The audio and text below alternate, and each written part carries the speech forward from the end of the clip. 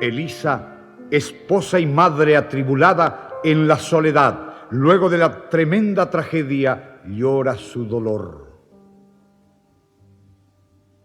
Cielo tan azul que me ves llorar, tan amargo llanto,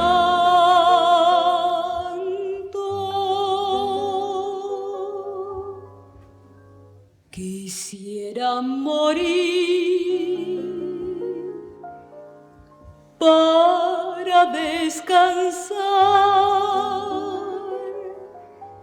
de mi gran dolor.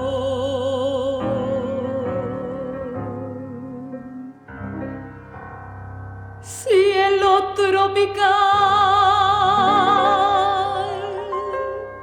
de cerro coral, infausto escenario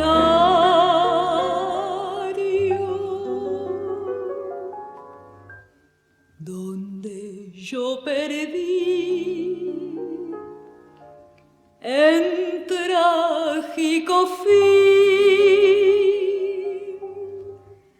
a mi gran amor.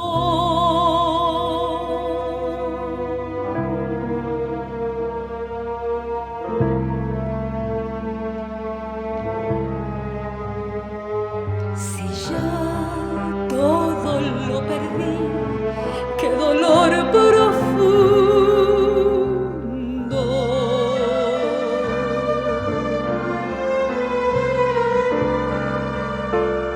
Que Dios se apiade de mí, sola ya en el mundo.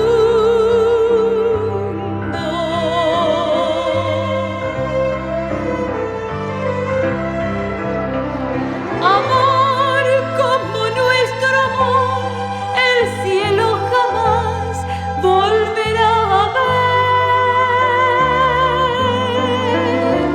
Que todo fue voluntad, cariño ideal, comprensión y fe.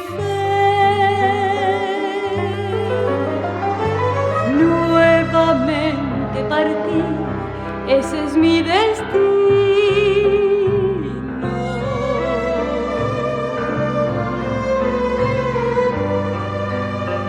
En mis ojos llevaré este horrible signo.